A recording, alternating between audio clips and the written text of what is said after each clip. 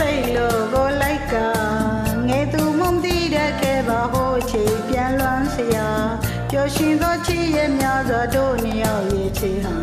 ငြိမ်းချမ်းမြေကံပါတာနဲ့မှာလမ်းဖြောက်ဖြောက်တာမထင်နေတာ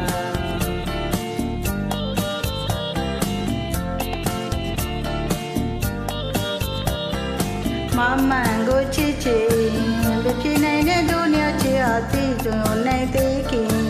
တရားနဲ့ဆိုင်ခဲ့မိတာကြိုးမြေရလန်းနွမ်းခဲ့တဲ့ရာသီအိုချိန်မှာကြောခ